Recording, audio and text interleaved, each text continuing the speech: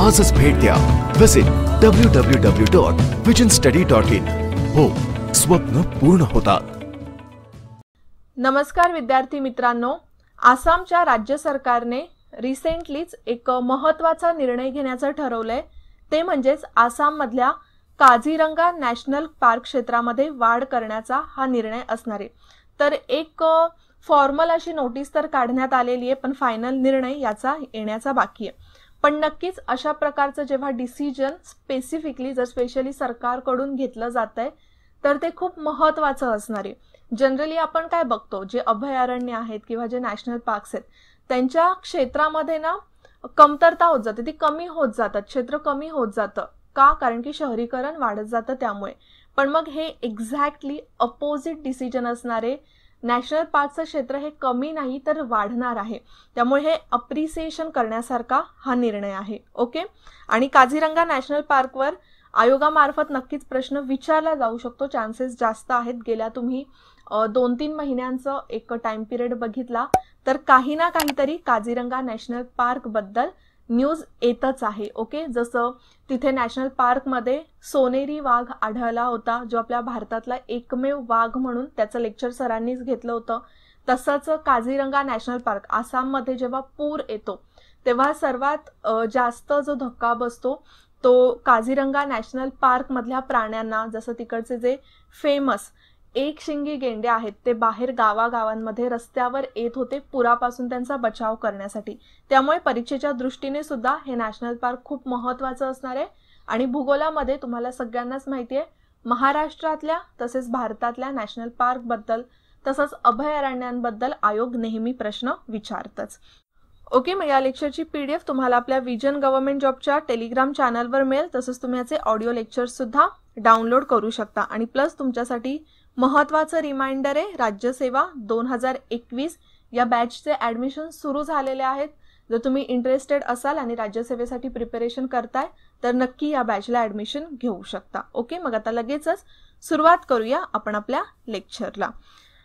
काय निर्णय घेतलेला आहे तर काझीरंगा नॅशनल पार्कचा प्रदेश वाढवण्याचा आसाम राज्याने असा विचार करत आहे. आणि हे वाढीव क्षेत्र कुठे असणार आहे? नागाव आणि सोनितपूर जिल्ह्यात. जर स्पेसिफिकली आपण या मॅपमध्ये तुम्ही बघू शकता काझीरंगा नॅशनल पार्क इथे आहे. ओके. तुम्हाला हा पोर्शन दिसत असेल. ही नदी कोणती आहे तुम्हाला माहितीच असली पाहिजे, ब्रह्मपुत्रा नदी. राईट. आपण ब्रह्मपुत्रा नदीचा अभ्यास आता आय थिंक 2 दिवसांपूर्वीच केलेला आहे. तर त्याच एक पॅरलल वाहते असं तुम्ही म्हणू शकता काझीरंगा नॅशनल पार्कलाच. आणि काझीरंगा नॅशनल पार्क हा काही प्रमाणात नागाव जिल्ह्यात पसरलेला आहे तर काही प्रमाणात गोलघाट जिल्ह्यात. तुम्हाला इथे हे दोन्ही जिल्हे दिसत असतील. पण आता जो वाढीव क्षेत्र आहे तो नागावमध्ये वाढवण्यात येणार आहे. आणि प्लस दुसरा आहे ते म्हणजे सोनितपूर. सोनितपूर तुम्हाला इथे दिसेल, हा जो या मॅपमध्ये हा इकडचा नॉर्थकडचा जो भाग आहे ते सोनितपूर आहे. आणि जी ब्रह्मपुत्रा नदीच्या दक्षिणेकडचा भाग आहे ते नागाव आहे. तर हे तुम्हाला लक्षात ठेवलं पाहिजे. इथे या पोर्शनमध्ये काझीरंगा नॅशनल पार्क आहे म्हणजे नदीच्या पलीकडे सुद्धा याचं क्षेत्र काय होणार आहे? थोडंसं वाढणार आहे. आणि तुम्हाला फक्त एकच सांगेल की आज थोडीशी माझी तब्येत ठीक नाहीये, आवाज कमी वाटेल, आजच्या दिवसासाठी फक्त ॲडजस्ट करा. ओके. तर हे तुम्हाला समजलंच असेल की काझीरंगा नॅशनल पार्कचा भाग कसा वाढणार आहे. आणि काझीरंगा नॅशनल पार्कचा जर तुम्ही भाग बघितलात तर त्याचं जे मुख्य भाग आहे, आता हा मुख्य भाग तुम्हाला लक्षात ठेवायचा आहे, 430 चौरस किलोमीटर हा त्याचा मुख्य भाग आहे. पण प्राणी जे आहेत ना फक्त या 430 चौरस किलोमीटरमध्ये नसतात. आजूबाजूचा जो काही जंगल फॉरेस्ट एरिया असतो ना त्यामध्ये सुद्धा प्राणी फिरत असतात. मग सध्या जर आपण बघितला तर हा जो प्रदेश पूर्ण पसरलेला तो 883 चौरस किलोमीटर एवढा आहे, जो काझीरंगा नॅशनल पार्कचा प्रमुख भाग आहे. जर परीक्षेला तुम्हाला विचारलं गेलं ना की मुख्य भाग किती आहे किंवा काझीरंगा नॅशनल पार्कचं जे क्षेत्र आहे, राष्ट्रीय उद्यानाचं जे क्षेत्र आहे ते किती आहे, तर उत्तर तुम्हाला लिहायचंय 430 चौरस किलोमीटर. पण एकूण प्रदेश आहे 883 चौरस किलोमीटर आणि आता वाढल्यानंतर तो होणार आहे 1085 चौरस किलोमीटर. तर हे थोडंसं लक्षात ठेवा, परीक्षेला विचारलं जाऊ शकतं. आणि याचे फायदे काय होणार आहेत?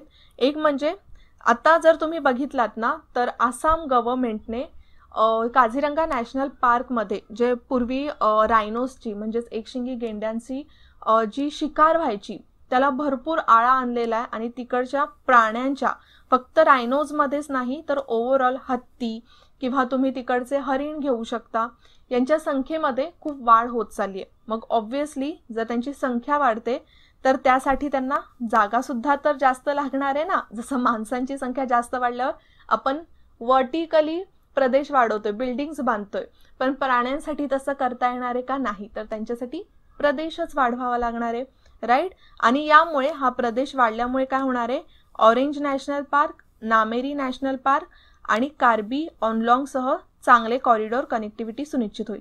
आता कॉरिडॉर म्हणजेच काय, तर बघा आता समजा एखादं नॅशनल पार्क इथे स्थित आहे, तुम्हाला मी इथेच एक्झाम्पल देते. इथे तुम्हाला दिसतंय हे आहे काझीरंगा नॅशनल पार्क आणि इथे दिसते ते आहे नामेरी नॅशनल पार्क. जर इथे हा क्षेत्र वाढला ना तर प्राण्यांना या दोन्ही नॅशनल पार्कमधून ये-जा करण्यासाठी एक रोड तयार होईल.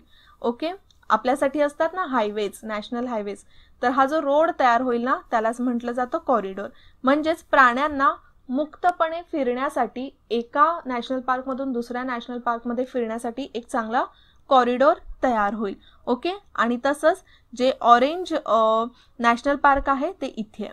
ओके, नालबरी जिल्ह्यामध्ये. तर हे थोडंसं लक्षात ठेवा, महत्त्वाचे नॅशनल पार्क्स आहेत. आणि जर बघायला आपण गेलो तर आसाम एक पर्यावरण दृष्टीने खूप समृद्ध असा प्रदेश आहे, खूप जंगल तिथे आहे.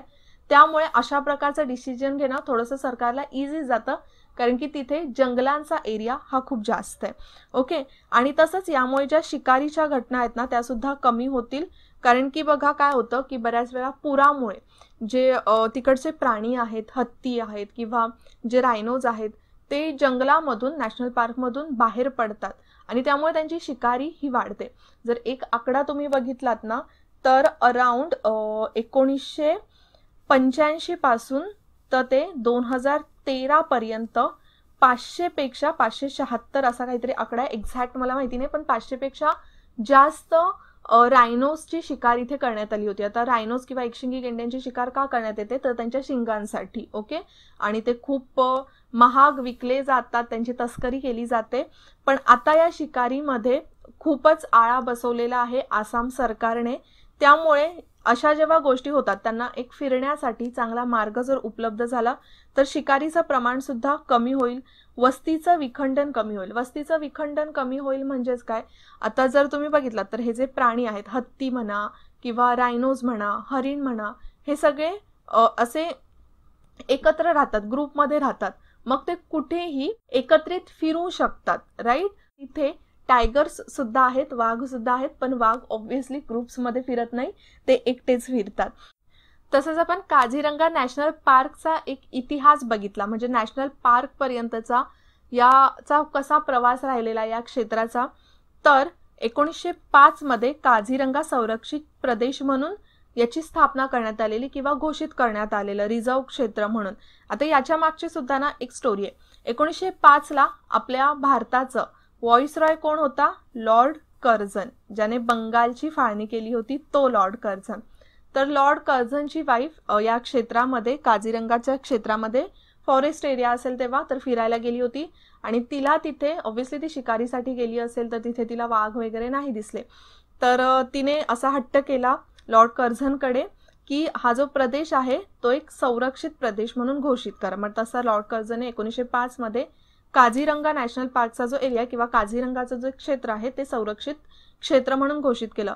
आणि बघा लॉर्ड कर्झन ज्या वेळेला आपल्या देशाचं व्हॉइसरॉय होतं ना त्यावेळेला बरेचसे असे क्षेत्र आहेत, फॉरेस्ट एरियाज आहेत जे संरक्षित क्षेत्र म्हणून घोषित करण्यात आले होते. त्यानंतर 1950 मध्ये काझीरंगा वाईल्ड लाईफ सेंच्युरी म्हणून त्याचं नामकरण करण्यात आलं. 1974 मध्ये राष्ट्रीय उद्यान म्हणून घोषित केलं गेलं आणि रिसेंटलीच 2007 पासून तिथे व्याघ्र प्रकल्प म्हणून सुद्धा तो एरिया घोषित करण्यात आलेला आहे. जो व्याघ्र प्रकल्पाचा एरिया टायगर रिझर्वचा एरिया आहे तो आहे 1030 स्क्वेअर किलोमीटर. ओके, यामध्ये सुद्धा मेन एरिया किती आहे, कोर एरिया आहे 430 स्क्वेअर किलोमीटर, पण जो टायगर रिझर्वचा एरिया इथे देण्यात आलेला आहे तो आहे 1030 36 स्क्वेअर किलोमीटर. तर हे जे इयर्स आहेत ते तुम्हाला सगळे लक्षातच ठेवायचे की या नॅशनल पार्कला संरक्षित प्रदेश म्हणून कधी घोषित करण्यात आलं, वाईल्ड लाईफ सेंच्युरी कधी करण्यात आली, राष्ट्रीय उद्यान म्हणून कधी घोषित करण्यात आलं, इथे टायगर रिझर्व्ह किंवा व्याघ्र प्रकल्प कधीपासून सुरू झालेला आहे, हे सगळं लक्षात ठेवायचंच आहे. यावर परीक्षेला प्रश्न विचारले जातात.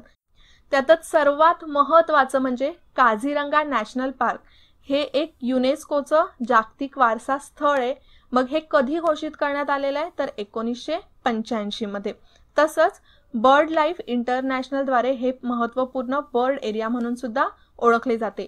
इथे प्राणीच नाही तर वेगवेगळ्या प्रकारचे जे पक्षी आहेत, तुम्ही म्हणू शकता पाण्याच्या प्रदेशामध्ये जे पक्षी राहतात ना जास्त, तर असे पक्षी इथे खूप आढळतात. तर बर्ड लाईफ इंटरनॅशनल द्वारे सुद्धा बर्ड एरिया म्हणून याला ओळखलं जातं. आणि युनेस्कोच्या जागतिक वारसा स्थळामध्ये याची कधी नोंद झालेली आहे तर 1985 मध्ये. ओके. आणि काझीरंगा नॅशनल पार्क सर्वात जास्त फेमस कशासाठी आहे तर ते म्हणजे एकशिंगी गेंड्यासाठी. याला म्हटलं जातं रायनोसोर किंवा आपण त्याला शॉर्टमध्ये म्हणतो रायनो. जगातले सर्वात जास्त एकशिंगी गेंडे कुठे आहेत तर ते म्हणजे काझीरंगा नॅशनल पार्कमध्ये. जर आपण याची घनता बघितली ना तर घनता सर्वात जास्त पोतीबोरा वाईल्ड लाईफ सेंच्युरीमध्ये. आता हे पोतीबोरा वाईल्ड लाईफ सेंच्युरी कुठे आहे जर आपण परत जाऊया मॅपमध्ये तर हे गुवाहाटीच्या जवळ आहे. गुवाहाटीला पोतीबोरा वाईल्ड लाईफ सेंच्युरी आहे, तिथे सर्वात जास्त घनता आहे. आणि नंतर आहे सेकंडला ते म्हणजे काझीरंगामध्ये. आणि त्यामुळेच आसाममध्ये पूर्ण जगामध्ये सर्वात जास्त एकशिंगी गेंड्यांची घनता आहे. आता इथे ना कन्फ्यूज होऊन जाऊ नका. मी सुरुवातीला लहानपणी खूप कन्फ्यूज व्हायची रायनोजमध्ये आणि हिप्पोपोटमसमध्ये फरक समजायला. तर इथे ही जी इमेज दिसते आपल्याला ती आहे हिप्पोपोटमस. याला काहीच शिंग नसते. त्यानंतर जी बाजूची इमेज आहे ते 2 शिंगी गेंडा आहे. ओके. इथे बघा तुम्हाला 2 शिंग दिसत असतील. आणि काझीरंगामध्ये जे आढळतं तर ते आहे एकशिंगी गेंडा. ओके. म्हणजे याला फक्त एकच हॉर्न असतं, राईट. आणि त्याच्यासाठीच काझीरंगा नॅशनल पार्क खूप फेमस आहे. पण असं नाहीये एकशिंगी गेंडाचे इथे बरेच हत्तींची संख्या सुद्धा भरपूर जास्त आहे.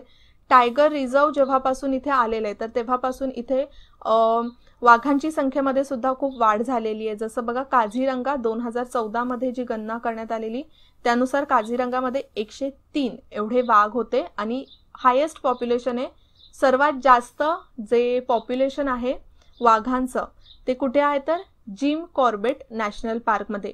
जिम कॉर्बेट नॅशनल पार्क कोणत्या राज्यामध्ये ते याचं उत्तर मला कमेंटमध्ये सांगा. नंतर सेकंडला सर्वात जास्त जे आहेत ते म्हणजे कर्नाटकमधल्या बांदीपूर नॅशनल पार्कमध्ये. आणि त्यानंतर थर्डला आहे ते म्हणजे काझीरंगा नॅशनल पार्कमध्ये जे टायगर्स म्हणजे वाघांची संख्या आहे ती जास्त आहे. ओके. आणि तसंच एक वर्ल्ड रायनो डे सुद्धा साजरा केला जातो 22 सप्टेंबरला. हा दिवस world wild life fund WWF यांच्याकडून साजरा केला जातो. कधीपासून तर 2010 पासून. ही डेट सुद्धा तुम्ही लक्षात ठेवायचीच आहे. कधी तर 22 सप्टेंबरला वर्ल्ड रायनो डे साजरा केला जातो.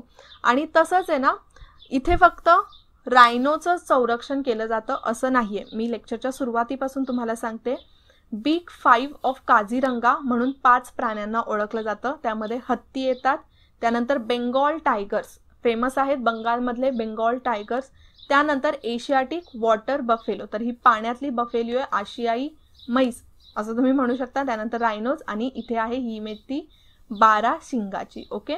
तर हे हरिण आहे, डिअर आहे, पण ह्याला आपण म्हणतो 12 शिंगा. तर आसाम सरकारने ना आसाम राज्य सरकारने गेल्या अनेक वर्षांपासून या 5 प्रजातींना या 5 प्राण्यांना वाचवण्यासाठी बरेच प्रयत्न केलेले आहेत. आणि त्यामुळे आता तिकडे प्राण्यांच्या संख्येमध्ये सुद्धा वाढ झालेली आहे. जर आपण एक आकडा बघितला वाईल्ड लाईफ सेंच्युरीमध्ये जगातला तर गेंड्यांची संख्या आता ही 2018 नुसार आहे. ही रायनोची संख्या सध्या आहे 2413. आणि तसंच अजून एक काझीरंगा सध्या न्यूजमध्ये आलेला ते म्हणजे या वाघासाठी गोल्डन टायगरसाठी एकमेव भारतातला गोल्डन टायगर कुठे आढळलेला तर तो म्हणजे आसाममधल्या काझीरंगा नॅशनल पार्कमध्ये.